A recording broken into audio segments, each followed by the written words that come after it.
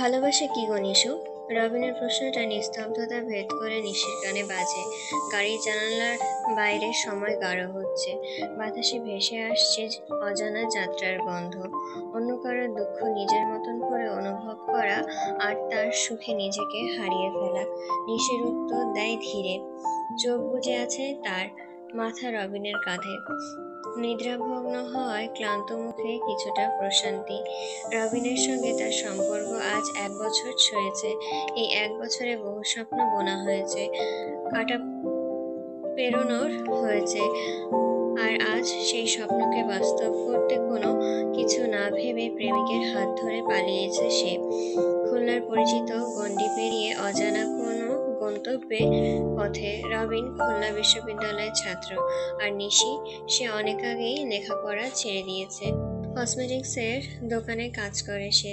আজই তার বিয়ের জন্য পাত্রপক্ষ আসার কথা ছিল। বিয়ের সাজে বসে থাকার আগে শেষবারের মতন চোখ তুলে তাকিয়েছিল আয়নায়, আর তাতেই ভেসে উঠেছিল রবিনের মুখ। সেই মুখ ছাড়া জীবনে কোনো অর্থ নেই, এই বিশ্বাসে সে পালিয়েছে। কই যাচ্ছি আমরা? নিশির কণ্ঠে ক্লান্তির জিজ্ঞাসা। কিশোরগঞ্জ, নিকলি। রবিন উত্তর দেয় নিঃসংশয় দৃঢ়তায়।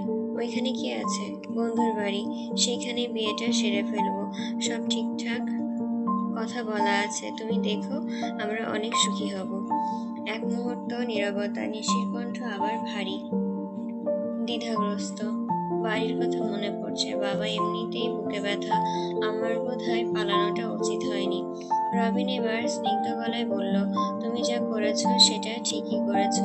ওরা তোমাকে জোর করে এমন একজনের হাতে তুলে দিত যার সঙ্গে তোমার যায় না। তবুও। নিশির কণ্ঠ ভেঙে আসে। একবার তাদের আমাদের ভালোবাসার কথা বলা উচিত ছিল। হয়তো হয়তো তারা বুঝতো। আর যদি না বুঝতো? রবিনের চোখে ক্ষীণ শঙ্কা। তাহলে তো আমাদের শেষ আশাটুকু থাকতো না। এখন যেটুকু আছে সেটুকু আগলে রাখতে হবে। তুমি দেখবে সব ঠিক হয়ে যাবে, আস্তে ধীরে। নিশি আর কথা বাড়ায় না।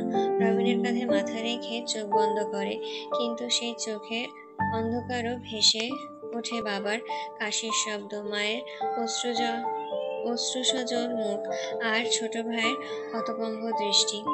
চোখের কোণে যে জল গড়িয়ে পড়ে, তা শুধু ভয় বা অপরাধ বোধ নয়, তা ভালোবাসা বিসর্জনের আর নারীর চিরন্তন আত্মঘাতের এক অব্যক্ত প্রতিফলন। এই মুহূর্তে নিশি জানে না তাদের গন্তব্যে কি অপেক্ষা করছে। সে শুধু জানে ভালোবাসা বেছে নেওয়ার অপরাধে সে জীবনের সবচেয়ে চেনা পৃথিবীটাকে হারিয়ে ফেলেছে। নীরু সকাল থেকে নিজের ঘরে চার দেওয়ালে গুটিয়ে আছে। দরজা বন্ধ, বাতাস থমথমে। দুপুরে গড়িয়ে গেলেও তার কোনো সাড়া নেই। বুক ফাটা কান্নার ভেতর লুকিয়ে আছে নির্মম সত্য। এই কান্না কেবল আবেগ নয়, এর গভীরে আছে ভয়ঙ্কর সংকোচ ও আত্মদয়। ফুফাতো ভাই পিয়াস মির্জার সঙ্গে নীরুর বিয়ের কথা চলছে। সমাজ বলতে এটা সভয় গ্রহণযোগ্য, কিন্তু নীরুর হৃদয় সে কি করে তার ভাইকে জীবনসঙ্গী হিসেবে মেনে নেবে? পিয়াসকে সে কোনোদিনও অমন চোখে দেখেনি।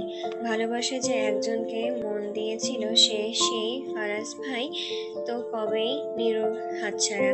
তবুও মন যে তাকে ভুলতে পারছে না।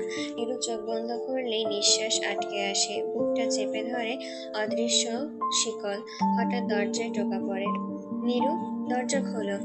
মোহনার কণ্ঠস্বর দরজার ওপাশ থেকে ভেসে আসে। নীরু চোখের জল মুছে নির্ভুল নিঃশ্বাসে দরজার দিকে তাকায়। এই নীরু, বোন, না ভালো, দরজা খোলো। দরজা খুলতেই মোহনার মুখটায় দেখা যায়, শান্ত সুন্দর মুখ, অথচ চোখে স্পষ্ট উদ্বেগ। ভাত খাবে না? নিচে চলো। মোহনার মৃদু কণ্ঠ বলে, না ভাবি, খিদে নেই। মোহনা ঘরে ঢোকে, ধীরে খাটে বসে। তার চোখে এবার আত্মসম্পূর্ণের সুর। তোমার ভাগ্যে নীরু, যা লেখা আছে তা কেউ মুছতে পারবে না। যার সঙ্গে জোড়া লেখা তাকেই বরণ করে নিতে হয়। আমিও এক সময় ভেবেছিলাম আর একটু চেষ্টা করলে হয়তো ভালোবাসাকে আঁকড়ে রাখা যায় তো, কিন্তু এখন বুঝি, চাইলে সব পাওয়া যায় না। নিয়তির রূপরেখা আমাদের হাতের বাইরে। নীরু মোহনাকে জড়িয়ে ধরে ফুঁপিয়ে কাঁদতে থাকে। মোহনার হাতের স্পর্শে নীরুর ভেতরকার যন্ত্রণা একটু নরম হয়। পিয়াস খারাপ ছেলে না নীরু, অন্তত সে পাপী নয়। তাকে বিয়ে করলে তোমার গায়ে থেকেও পাপীর ছায়া মুছে যাবে। এলাহি বাড়ির মেয়ে হয়েও তুমি সত্যি ভাগ্যবান। তুমি পাপের রাজ্য থেকে পালাতে পারবে, মুক্তির স্বাদ নিতে পারবে। অথচ আমরা, আমি, নদী ভাবি আর এখন চিত্রাও, আমরা কেউই পাপী ছিলাম না, তবুও পাপীদের ছায়ায় জীবন কাটাতে হচ্ছে। প্রতিদিন প্রতিক্ষণ নিজেদের অজান্তেই সেই পাপের অংশ হয়ে যাচ্ছি। নীরু নিস্তব্ধ হয়ে আছে। তার চোখে একরাশ বিস্ময়, অনুশোচনা আর কুয়াশা ঢাকা ভবিষ্যতের ভয়। এখনো সময় আছে নীরু। মোহনার কণ্ঠ এবার অনুরোধ মিশ্রিত, দৃঢ়তা থেমে থেমে কাঁপে। চলে যাও, বাঁচো। এই দুনিয়া নারীদের কাছে কেবলই বেদনার নামান্তর। এখানে তাদের নেই মর্যাদা, নেই নিঃশ্বাস ফেলার অবকাশ। ফারাজ যদি সত্যি তোমায় ভালোবাসতো তাহলে সে তোমার কাছেই থাকতো, তোমার হাত ধরতো। এখন তার সুখে থাকার মানে এই নয় যে তোমাকে কষ্টে ডুবে থাকতে হবে, তার থেকেও বেশি সুখী হতে হবে তোমাকে। ফারাজ সুখে আছে, তোমাকেও সুখ খুঁজে সুখী হতে হবে নীরু। এই পৃথিবীতে কাঁদলে কিছু পাওয়া যায় না, সবটাই গড়ে নিতে হয়, লড়ে নিতে হয়। নীরু চোখ মুছে নেয়, ঠোঁটে কোনো শব্দ নেই, চোখে কেবল এক অপ্রত্যাশিত প্রশ্ন। নারীদের সব অভিমান, সব ভালোবাসার শেষ গন্তব্য কি তবে শুধুই আত্মবিসর্জনের মধ্যে দিয়েই অন্য এক পুরুষকে বরণ করার সীমাবদ্ধ? ফারাজ ইতিমধ্যে একটি পদ রান্না করা শেষ, চুলায় আরেকটি রান্না হচ্ছে, আর অবশেষে থাকবে একটা মাত্র চিত্রার জন্য প্রস্তুত বিশেষ মিষ্টান্ন। চিত্রা এখনো তার পাশে দাঁড়িয়ে আপেলে কামড়ে কামড়ে রান্নার দৃশ্য দেখছে। মনে তার একটাই প্রশ্ন ঘুরপাক খাচ্ছে, এই লোকটা কি জীবনে কখনো বাবুর্চি ছিল? এত নিখুঁত রান্না সে কোথায় শিখেছে? মানুষের দক্ষতা তো একটা সীমা থাকে, একটা মানুষ এত নিখুঁত কি করে হতে পারে? এই আজাইরা রান্নাঘরে এসি নাই কেন? বিরক্তি ভঙ্গিতে বলে ওঠে ফারাজ। চিত্রার ভ্রু কুঁচকে এক চিলতে ভেঙচি কাটে। কারণ এটা রান্নাঘর, আপনার বেডরুম না। ফারাজ হেসে ওঠে, আহ বউ দেখি পাকছো একেবারে। এখন তো আবার বরের মুখে মুখে তর্কও করো। পাকিয়েছেন তো আপনি নিজেই। নাউজুবিল্লাহ, আমি তো ভালো মানুষ। আমি তো আলাভোলা মানুষ, ভাজা মাছ কিভাবে উল্টে খেতে হয় সেটাও জানি না। চিত্রা কপট বিস্ময়ে বলল, ওরে বাবা থাক, আমি আপনাকে মাছ উল্টে খাইয়ে দেব। চুলায় রান্না ফেলে রেখে ফারাজ চিত্রাকে টেনে নিয়ে নিজের খুব কাছাকাছি, চোখে দুষ্ট হাসির ছাপ। শুধু মাছই খাওয়াবে? চিত্রা লাজুক হেসে নিজেকে ছাড়িয়ে নিতে চায়। ফারাজ, আমাকে ছাড়ুন, রান্না পুড়ে যাবে। রান্না যাক চুলায়, আগে উত্তর দাও আমার প্রশ্নের। না দিলে আদায় করে নেব। আপনি আদায় করতে জানেন? খুব ভালো করে। ভয় করছে কিন্তু। আরে করবে, আরো করবে। সত্যি? মিথ্যা। চিত্রা আর কিছু বলার আগে ফারাজ হঠাৎ চিত্রার কোমল কোমল দেহকে কোলে তুলে কিচেন টপে বসিয়ে দেয়। তার চোখে তখন কেমন এক অমোঘ টান, ঠোঁট ছুঁয়ে যায় ঠোঁটে। সময় সেখানেই থমকে দাঁড়ায়। পরশের শরীর কেঁপে ওঠে, আবেগে তরঙ্গে মুহূর্তটা ভেসে যায়। কিন্তু হঠাৎই সমস্ত আবেগ ভেঙে যায় চিত্রার আতঙ্কিত চিৎকারে, আরে রান্না! ফারাজ হুট করেই ঘোর থেকে জেগে ওঠে, তড়িঘড়ি করে চুলার দিকে ছুটে যায়। মশলার গন্ধ এখন পুড়ে যাওয়া কালচে ধোঁয়ার রূপ নিয়েছে। আশ্চর্য, তারা তো ঠিক সামনেই ছিল, তবুও এতক্ষণ কেন কেউ টের পেল না? চুলা বন্ধ করে ফারাজ এক দৃষ্টিতে পোড়া কড়াইয়ের দিকে তাকিয়ে থাকে। হঠাৎ তার ঠোঁটের একটা নিঃশব্দ হাসি খেলে যায়। মনে মনে নিজেকেই বলে, ফারাজ, তুই নিজেই পাতানো ফাঁদে তুই নিজেই ধরা পড়েছিস। অভ্র বারান্দার রকিং চেয়ারে বসে আকাশের দিকে চেয়ে আছে। মেঘে ঢাকা থাকা সেই গাঢ় কালো আকাশ যেন নিজের ভেতরে গুমড়ে ওঠা নীরব দীর্ঘশ্বাস। এই শহর, এই কোলাহল, এর মানুষ সবই কেউ না কেউ মনে রাখবে। কারো স্মৃতিতে হয়তো ঝরে পড়বে কিছু ভালোবাসা, কিছু কান্না, কিছু না বলা কথা। অথচ অভ্র সে কি থাকবে কারোর স্মৃতির কোণে? গল্পের পাতায় হয়তো তার নাম থাকবে, কিন্তু জীবনের গল্প পড়ুয়া পাঠকগুলো হয়তো তাকে মনে রাখবে না।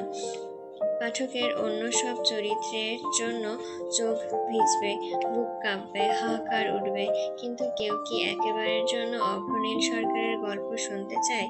তার হাসি মুখের আড়ালে লুকানো অতীত কেউ কি জানতে চাইবে? আকাশের দিকে তাকিয়ে সে এক টুকরো আহত নিঃশ্বাস নিংড়ে বলে ওঠে, নিজেই বুঝি না মনের কথা, কারে বোঝায় এই ব্যাকুলতা? মন করে মোর অবাধ্যতা, কে জানে তার কিসের শূন্যতা? কি শূন্যতা কিসের? একরাশ অদৃশ্য বেদনা তাকে ছুঁয়ে যাচ্ছে রোজ, যার কোনো নাম নেই, কোনো নির্দিষ্ট কারণ নেই, তবুও আছে। দিনের শেষে যখন সবাই নিজের আশ্রয়ে ফেরে, অভ্ররও খুব করে ফিরে যেতে ইচ্ছে হয় আপন আশ্রয়ে, কিন্তু সে ভাগ্য কি তার আছে? নিজেকে সে খুঁজে পায় না কোথাও। শুধু অন্যের গল্প, অন্যের প্রয়োজনেই তার অস্তিত্ব। জীবন কেন এত স্বার্থপর? এত কষ্ট দিয়ে কেন সে প্রতিনিয়ত প্রমাণ করে দেয় অভ্রের মতন মানুষদের কেউ চায় না? রাতের কথা মনে পড়ে তার, কেমন করে যেন স্পষ্ট হতে থাকে কালকের রাতের কথা। কিভাবে যেন সে রাতে মদের ঠোঁট ছুঁয়েছিল, কারণ অভ্র নিজেই জানে না, অথচ জানে সে এসব পছন্দ করে না। তেতো স্বাদে তার গলা জলে, বুক ধড়ফড় করে, তবুও পান করেছিল। হয়তো ভেতরকার দহনকে থামাতে, নাকি জমে থাকা কথাগুলো নিঃশব্দে নিঃশেষ করার চেষ্টা ছিল সেটা। রাতে নেশার ঘরে আয়েশার পায়ের কাছে গিয়ে শুয়ে পড়েছিল সে, ভুলে কিংবা নেশা, কে জানে। অভ্র তো সিগারেটও ছোঁয় না, কারোর শরীর ছুঁয়ে থাকার জন্য তার মন কাঁদে না। আত্মনিয়ন্ত্রণে সে অভ্যস্ত, নিরট বাঁধনে বাঁধা এক মানুষ।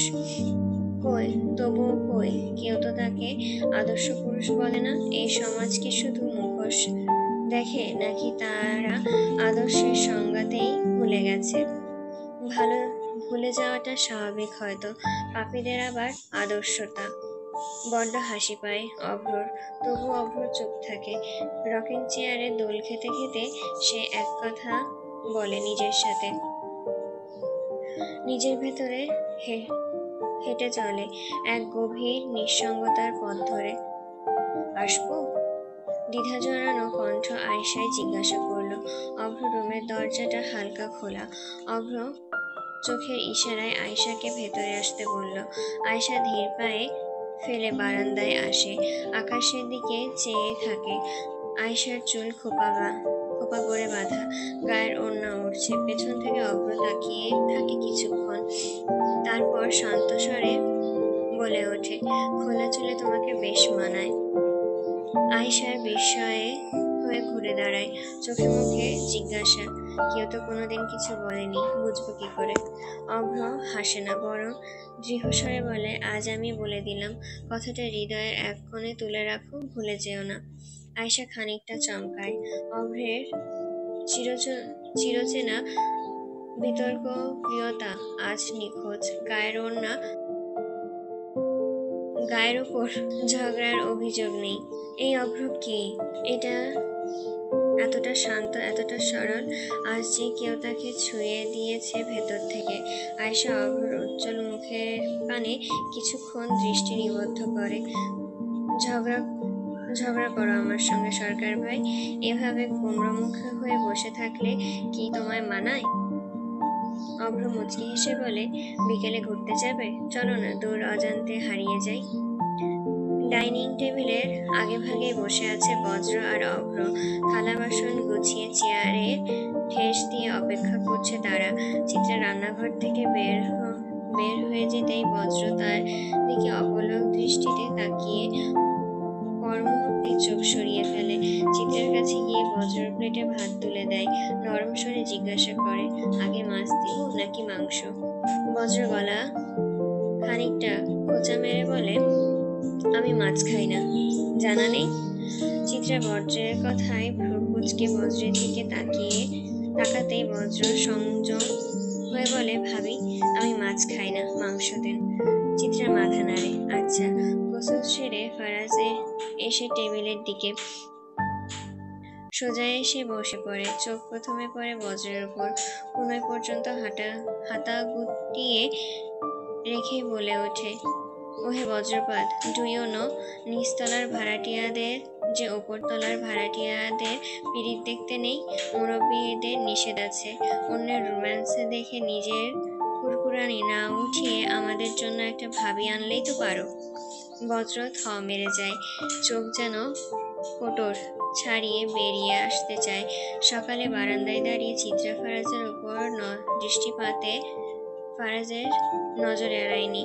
বজ্র বুঝতে পারে ফারাজের নজর এড়িয়ে কিছু হয় না, আর সেটা এখন স্পষ্ট। চিত্রা ফারাজের দিকে তাকায় অসহায় বিরক্তিতে। এই লোকটা এসে কবে বোঝাবে?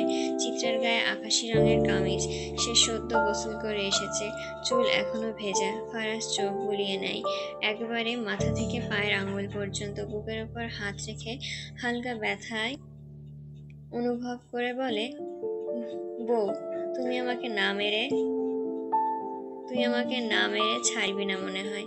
চিত্রা হকচকিয়ে যায়। হাই আল্লাহ, কি বলছেন?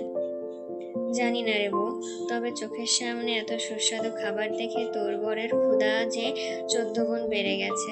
বজ্র এবার আর সহ্য করতে না পেরে ফারাজের দিকে তাকায়। বজ্র চুপচাপ বসে আছে, মুখে কিছু তুলছে না, শুধু হাত দিয়ে ভাত আলতো করে ঘেঁষে যাচ্ছে।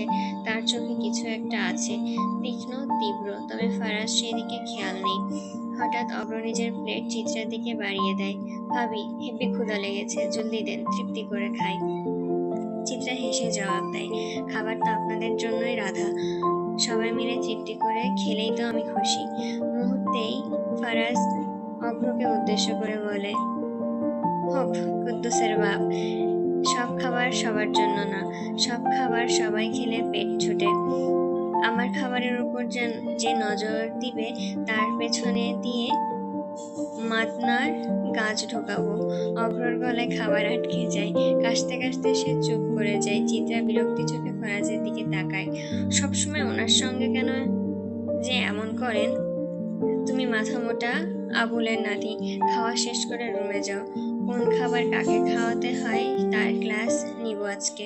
ফারাজ গম্ভীর গলায় জবাব দেয়। সোহাগের আজ ভীষণ খারাপ লাগছে। জান্নাতের সঙ্গে সে আর কতটা অবিচার করবে? মেয়েটাকে এক বুক বিশ্বাস আর স্বপ্ন নিয়ে তার জীবনে এসেছে, অথচ সে তাকে অবহেলায় ফেলে রেখেছে। এটা কি ঠিক হচ্ছে? বারবার নিজের ভেতর প্রশ্ন জাগে, কিন্তু কোনো উত্তর মেলে না। মনের ঘরে জান্নাতের জন্য জায়গা হয়তো আর এই ইহকালে হবে না, সে বিশ্বাস জন্মে গেছে। পরকালে হিসাব পরে হবে, এখন এই জীবনে তো বোঝা। সোহাগের একটা দোকান আছে, বলতে গেলে সেটা তার বাবার পুরনো দোকান।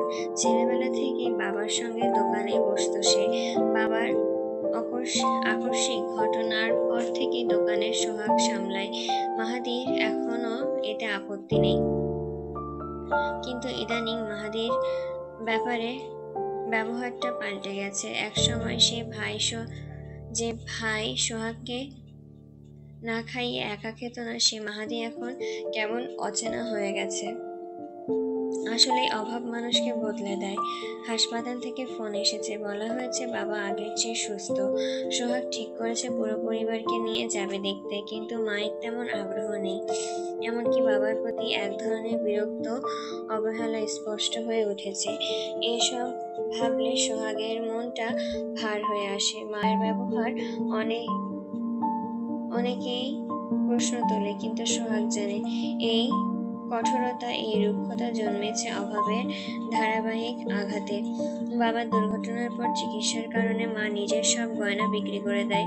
যতটুকু সম্পদ জমি ছিল তাও হাতছাড়া হয়েছে। চিকিৎসার তো কোনো ফল পাওয়াই গেল না, উল্টো দিনকে দিন ঋণের বোঝা বাড়তে থাকে। ঋণ পরিশোধ করতে মা সেলাই মেশিনে কাজ ধরেছিল। কত মানুষের তুচ্ছ তাচ্ছিল্য সহ্য করতে হয়েছে তাকে। সবই স্মৃতি আজও সোহাগ মনে দগদগে ঘায়ের মতন জ্বলতে থাকে। সেই অসহায় দিনগুলো, মরিচ চটকে পান্তা খাওয়া রাতগুলো আজও তার বুক কেঁপে ওঠে। তবুও ভুল হয়েছে, চিত্রের সঙ্গে অন্যায় করেছে মা, কিন্তু চিত্রের প্রতি অন্যায় যে তার জীবনে একমাত্র অন্যায় নয়। সোহাগ জীবনে তো বহুত অন্যায় করেছে, অবিচার হয়েছে, সে কথা তো কেউ ভাবে না। সেই সব ভাবনা মাথায় নিয়ে সোহাগ এসে দাঁড়ায় জান্নাতের দরজায়। ভেতরে মারিয়া কাঁথা সেলাই করছিল। সোহাগকে দেখে মাথার ওড়না টেনে নেয়, ভেতরে আসতে বলে। ঘরে ঢুকে সোহাগের নাকে পচা স্যাঁতস্যাঁতে গন্ধ লাগে। বৃষ্টির পানি হয়তো কোথাও জমে আছে, দেওয়ালের প্লাস্টারও উঠে গিয়েছে। সোহাগ বিছানায় বসে জিজ্ঞাসা করে, ভাবি, ভাই কই? কাজে গেছে। ইদানিং রাতে তেমন দেখা যায় না। কি কাজ করে? আগে তো সন্ধ্যা হলেই ফিরত, আগেরটা ছেড়ে দিয়েছে, এখন নাইট ডিউটি করে। ও, ভাই তো বললো না কিছু? হয়তো বলার সময় পাইনি। সোহাগ হালকা গলায় বলে, বাজারে যাবো ভাবি। আপনি ঠিক আছেন তো? কেমন যেন অসুস্থ দেখাচ্ছে, কিছু খাবেন? আনবো? মারিয়া দীর্ঘ নিঃশ্বাস ফেলে। কিছুদিন ধরে শরীরটা ভালো যাচ্ছে না, খাওয়ার পরপরই বমি আসে, মাথা ধরে থাকে, কিছুই ভালো লাগে না। মাহাদিকে কিছু জানায়নি, চিন্তা করবে বলে। না ভাই, ঠিক আছি। সোহাগ সন্দেহ করে, মনে তো হয় না? আমরা যখন হাসপাতালে যাব বাবাকে দেখতে, তখন আপনার একটা চেক আপ করাবো। কি দরকার ভাই এসবের? হাতে টাকা থাকলে জান্নাতকে কোথাও ঘুরিয়ে নাও। মেয়েটার বয়স কম, এই সময়টা তো তার ঘোরাঘুরি।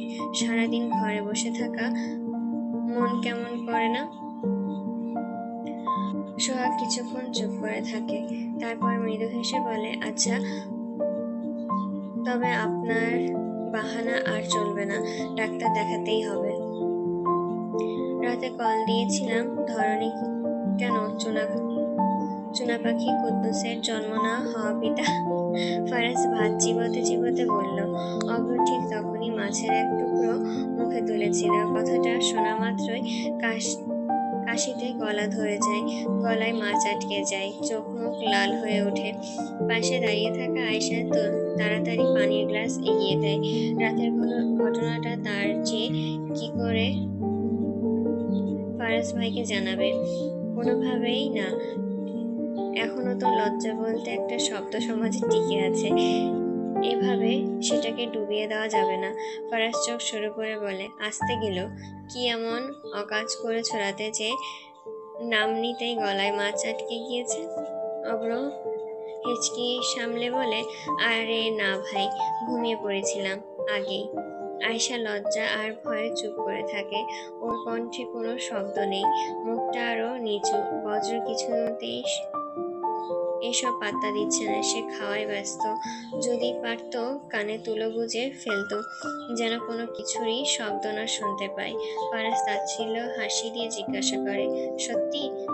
হ্যাঁ, ফারাজ ঠান্ডা গলায় বলে। মেয়ে কোলে নিয়ে রুমে ঢুকলে ভালোই ঘুমিত হওয়ার কথা, তাই না? অভ্র হেঁচকি আবারও ওঠে, মাথায় হাত রাখে। সে কেন ভুলে যায়? ফারাজের নজর বাজ পাখির মতন, তার সামনে মিথ্যা বলা মানে নিজের কবর খোঁড়া। নিশ্চয় গার্ডের মুখে কিংবা ক্যামেরার ফুটেজে ফারাজ সব দেখেছে। খাওয়া শেষে ফারাজ আয়েশাকে ইশারায় ফ্রিজ থেকে ডেজার্ট আনতে বলে। সেটাই তার নিজের হাতে বানানো, শুধু চিত্রার জন্য। ডেজার্টের রং, গন্ধ সবই লোভনীয়।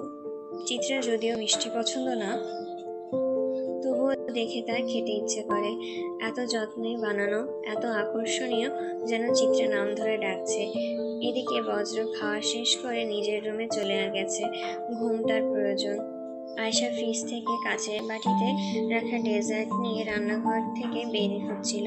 ঠিক তখনই ওর ঝুলন্ত ওড়নায় পা নিচে পড়ে যায়। সে হোঁচট খেয়ে সোজা মাটিতে মুখ থুবড়ে পড়ে। বাটি ভর্তি ডেজার্ট মেঝেতে ছড়িয়ে পড়ে। কাঁচ চূর্ণ হয়ে যায়। চিত্রা দৌড়ে গিয়ে আয়েশাকে ধরে তোলে। মুখে চিন্তার ছাপ, চোখে উদ্বেগ। আয়েশার ভয় করছে। এই ডেজার্ট ফারাজ যত্ন নিয়ে বানিয়েছিল, সে তো সব নষ্ট করে দিল। এখন কি হবে তার? ফারাজ কয়েক মুহূর্ত নিশ্চল দাঁড়িয়ে থাকে। তার দৃষ্টিতে জমে থাকা ক্রোধ মেঝেতে ছড়িয়ে পড়া ডেজার্টের দিকে ধেয়ে যায়।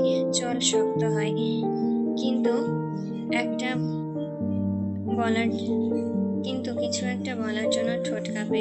কিন্তু চিত্রার উদ্বিগ্ন মুখটা চোখে পড়তেই শব্দগুলো থেমে যায়। গভীর নিঃশ্বাস ফেলে সে কিছু না বলেই নিজের রুমে চলে যায়। তবে যাওয়ার সময় অভ্রকে বলে যায়, রুমে আয় জলদি। লঞ্চের সংকীর্ণ ক্যাবিনের ভেতরে নিঃসাড়ে পড়ে আছে জোহান।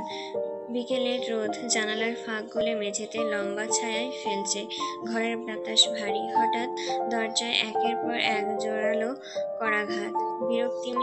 বিরক্তির রেখা গাঢ় হয়ে ওঠে জোহানের কপালে। ধীরে ধীরে উঠে দাঁড়ায় সে। পেশিবহুল বুক খোলা, গায়ে ঘাম টলমল করছে। দরজার চেন খুলে যেই বাইরে তাকালো, তার চোখে তখনও রাত্রির হিংস্র ছায়া ভাসছে। রাতে কিছু খণ্ডচিত্র তার মনে ফিরে ফিরে আসছে, কিন্তু সম্পূর্ণ নয়। মনে পড়ছে মিতালির আর্তনাদের কথা। তার অর্ধনগ্ন শরীরের উপর পেঁচে ধরা লোহাটার তাপে মেয়েটার চামড়া ফুটে উঠেছিল। ছটপট করতে থাকা সেই শরীর, আত্মচিৎকার। জোহানের চোখে বিকৃত সুখের চিরপট হয়ে এখনো গেঁথে আছে। জোহানের চিত্রার কথা মনে পড়ে। প্রতিটি রাতের স্বপ্নে সে চিত্রাকে দেখে। ফারাজকে সরিয়ে দিতে হবে, এই বিশ্বাস নিয়ে দিন কাটাচ্ছে সে। চিত্রাকে শুধু ভোগ নয়, তাকে ভালোবাসবে সে। আবার সে ভালোবাসার মোড়কে ভয়াবহ শাস্তিও দেবে। আচ্ছা, চিত্রার দুধে আলতা ফর্সা শরীরে আঘাত করলে সে ব্যথায় সে কি চিৎকার করে উঠবে? গায়ে বসে যাওয়া দাগ তাকে কেমন লাগবে? ভাবতে ভাবতেই জোহান দরজা খুলে দেয়। তার রুক্ষ এলোমেলো চুলগুলো কপালের সামনে পড়ে আছে। হাত বুলিয়ে চুলগুলো ঠিক করে নেয় সে। এক কাপ চায়ের দরকার। শরীর ভীষণ ব্যথা করছে। জোহান দরজার সামনে গিয়ে থাকা ছেলেটির দিকে তাকিয়ে আধবোঝা চোখে প্রশ্ন ছুড়ে দেয়, কিরে, কি চাই? ছেলেটা কাঁধ নুইয়ে বলে, ভাই আপনারে শিগগিরই ডাকছে। কোন ভাই? জোহান গলায় তীক্ষ্ণতা আনে, সোহান ভাই, সোহান পালোয়ান। বাইরে ধুলোর আস্তরণ উড়ে যাচ্ছে। আকাশে জমে উঠেছে ধোঁয়াটে মেঘের স্তর। শহর আবারও বৃষ্টিতে ভিজবে। ঘরের বারান্দা, পিচঢালা রাস্তাগুলো, জানালার কাজ, সবকিছু যেন প্রস্তুত হয়ে আছে বৃষ্টির ছোঁয়ার জন্য। গাছেরা হবে সতেজ, সবুজে মোড়ানো নবজীবের মতন। চিত্রা বৃষ্টি ভালোবাসে, তবে তার চেয়েও বেশি ভালোবাসে বৃষ্টির আগ মুহূর্তকে। সে থমথমে নীরবতা, আবেশ, বাতাসে ঘনিয়ে ওঠা আবেশ, সব মিলিয়ে একটা বিষণ্ণতা ছড়িয়ে দেয়। মনে করিয়ে দেয় ফেলে আসা গল্পগুলো, যেগুলোতে ছিল হারানোর যন্ত্রণা, না পাওয়ার ক্ষত, অথবা নিঃসঙ্গ প্রতীক্ষার দীর্ঘতম সময়। চিত্রা বসে আছে জানালার ধারে, হাতে খোলা উপন্যাসে 266তম পৃষ্ঠা। হঠাৎই থমকে যায়। কপালে ভাজে বিস্ময়, ঠোঁটের কোণে একরাশ হতাশা। বিড়বিড় করে বলে ওঠে, অবিরাম বৃষ্টির প্রথম ফোঁটাগুলো কান্নার ধ্বনি হয়ে কাছে এসে পড়ছে। চিত্রার মনে জমে থাকা প্রশ্নগুলোর মতনই। তার উত্তর খুঁজে ফিরলেও কিছুতেই ফসকে যাওয়ার সময়ের দরজায় পৌঁছাতে পারছে না। চিত্রা বইয়ের পাতায় প্রশ্নতে হারিয়ে গিয়েছে। নীরব সে। তার নিস্তব্ধতাকে ভেঙে আচমকাই হঠাৎ কোথা থেকে যেন ফারাজ এসে চিত্রার হাতের বইটা ছো মেরে কেড়ে নেয়। চিত্রা প্রথমে কিছুই বুঝে ওঠে না। পাড়া মাত্রই বলে, আমার থেকে আবারও বইকে বেশি গুরুত্ব দিচ্ছ আগুন সুন্দরী? ফারাজ বইয়ের পাতায় চোখ বোলায়। শুধু সেই একটি পৃষ্ঠা পড়ে অনুমান করতে পারে নায়কের স্ত্রী নিজের হাতে গুলি চালিয়েছে তার স্বামীর বুকে। যে ছিল প্রেমিকা সেই হয়ে উঠেছে খলনায়িকা। ফারাজ হঠাৎ জিজ্ঞাসা করে, তুমি কি আমার বুকে গুলি চালাতে পারবে? চিত্রার চোখে অস্থিরতা ছড়িয়ে পড়ে। কার সঙ্গে কিসের তুলনা করছেন আপনি? তালুকদার বাড়ির মেয়ে না তুমি? তোমার পরিবারের সবাই তো মারা গেছে। খনিকে যদি সামনে পেতে কি করতে? চিত্রা ভারী শ্বাস নেয়। অতীতের ধুলো ছেড়ে বলে, হ্যাঁ আমি তালুকদার বাড়ির মেয়ে, তবে আমার পরিবারকে কেউ খুন করেনি। আর যদি করে থাকতো তাহলে তো তাদের জন্য আপনি আছেনই। ফারাজ থমকে যায়। আমি থাকলে কি হতো? আপনি তাদের শাস্তি দিতেন। কি শাস্তি দিতাম? ফারাজ তাকিয়ে থাকে। চিত্রার চোখ মেরে হেসে ফিসফিসায়, খুনের বদলে খুন? চিত্রার কথায় ফারাজের কানে বিষের মতন ঢুকে যায়। এক মুহূর্ত চুপ থাকে। শীতল স্বরে বলে, তোমার কি মনে হয় আমি খুনি? খুন করতে পারবো? এসব বালের খুন খারাপি অন্তত তোমার স্বামীর থেকে আশা করো না। আমার তো রক্ত দেখলেই গায়ে কাঁটা দিয়ে ওঠে। চিত্রা ধীরে উঠে দাঁড়ায় খাটে। উচ্চতা যতই কম হোক, এইভাবে দাঁড়ালে সে ফারাজের নাগালে আসে। সে এগিয়ে গিয়ে ফারাজকে জড়িয়ে ধরে। ফারাজ তাকে আঁকড়ে ধরে রাখে, যেন পুরো জগৎটাই হারিয়ে গিয়েছে এই দুজনের অগত্যে। চিত্রা অপৃষ্ট কণ্ঠে ফিসফিসিয়ে বলে, আমি জানি আপনি নির্মল। আপনার হাতে কোনো দাগ নেই, কোনো রক্ত নেই, কোনো পাপও না। কিন্তু জানেন তো, চাইলেই পাপকে পবিত্র করা যায়, চাইলে নিষিদ্ধকে শুদ্ধ বলে মানা যায়। ফারাজ চুপ করে থাকে। অতঃপর চাপা স্বরে বলে, তুমি চাও পাপ শুদ্ধ হোক? পাপ কখনো নিজেকে শুদ্ধ করে না চিত্রা, বরং শুদ্ধকে গ্রাস করাটাই তার ধর্ম। শব্দেরা আর একটু ঘনিয়ে আসে। বাইরের বৃষ্টি তখন আর কাচের গায়ে নয়। চিত্রা আর ফারাজের মনে বইছে প্রশ্ন, আবেগ আর না বলা সত্যের রূপ ধরে। চিত্রার ঠোঁটে ঝলকে ওঠে বিরক্তি। সামনে থেকে সরুন, আমার তাড়া আছে। কই যাবে? মরতে। ফারাজের কণ্ঠে আবারও গম্ভীর হয়, মরার জন্য রুহু এত তোলা? সবুর করো, মৃত্যু তো সবার জন্যই আছে। এই ধরো, তুমি কালকেও মরতে পারো, আজকেও, আর এই মুহূর্তেও। চিত্রা তাকে ধাক্কা দিতে যায়, কিন্তু ফারাজ চিত্রার কবজি শক্ত করে ধরে ফেলে। লাগছে। চিত্রা শ্বাসরুদ্ধ করে বলে, নড়বে না বউজান, নড়লে আরো লাগবে। চিত্রা কি চাই আপনার? যদি বলি তোমাকে? চিত্রার চোখে গভীর তাকিয়ে ফিসফিসিয়ে বলে, বহু আগেই নিজেকে আপনাকে সমর্পণ করেছি। ফারাজ চিত্রার কবজির বাঁধন আরো শক্ত করে। ব্যথায় চিত্রার চোখে জল জমে ওঠে। ফারাজ তার ডান হাতের বুড়ো আঙ্গুল দিয়ে সেই অশ্রু মুছে। চোখে একটুকরো চুম্বন আঁকে। ভয় করছে? চিত্রা ধীরে মাথা নাড়ায়। উফ, ভয় তো করা উচিত। নারীর চোখে ভয় না থাকলে আদর ঠিক জমে না। আপনি এভাব কথা শেষ করার আগেই অধরে মিলিয়ে যায়। ফারাজ চিত্রের ডান হাতের মুঠোয় চিত্রের দুই হাতের কবজি একত্রে চেপে ধরে। কথা শেষ হওয়ার আগেই অধরের মাদকতায় মিশে যায় সে। চিত্রার শরীর মন জুড়ে তখন এক উত্তেজনা সৃষ্টি স্রোত বয়ে যায়। চিত্রার চুপ, তার নিঃশ্বাস দ্রুত, বুকের ওঠানামা ভারী হয়ে উঠেছে। ফারাজ তার উপর ঝুঁকে পড়ে, চোখে রেখে চুপচাপ দেখে যায়। একটা নীরব যুদ্ধ চলছে দুইজনের দৃষ্টিতে। কোনো কথা নেই, কেবল অনুভবের তীব্রতা। চিত্রার ওষ্ঠ কাঁপে। ফারাজ ধীর হাতে বাড়িয়ে তার গলা ছুঁয়ে বলে, আমার ভালোবাসা যদি তোমাকে ধ্বংস করে, যদি এই আমিটা তোমায় ভেঙে দিই। চিত্রার নিঃশ্বাস আটকে বলে, আমি চাই আপনি আমায় ভাঙুন, নষ্ট করুন, আমার ভেতরে যা পবিত্র তাকে চুরি করুন, আমি তাতেই শান্তি খুঁজে নেব। ফারাজের চোখ জ্বলে ওঠে। চিত্রার গালে ঠোঁট ছুঁয়ে বলে, তুমি নারী ভয়ঙ্কর, আর আমি পুরুষ তোমার ভয়ঙ্করকেই ভালোবেসে ফেলেছি। চিত্রার শরীর ধীরে ধীরে ফারাজের ঘনিষ্ঠতায় গলে যেতে থাকে। সে চোখ বন্ধ করে। ফারাজ নিঃশব্দে চিত্রার কপালে চুমু খায়। আমি কেবল তোমার সঙ্গেই নিজেকে খুলে দিই চিত্রা, তুমি ছুলেই আমি আর আমিতে থাকি না। চিত্রা আবার ফারাজকে জড়িয়ে ধরে। চারপাশে বাতাস ভারী হয়ে আসে। ঘরের জানালায় বৃষ্টির নাম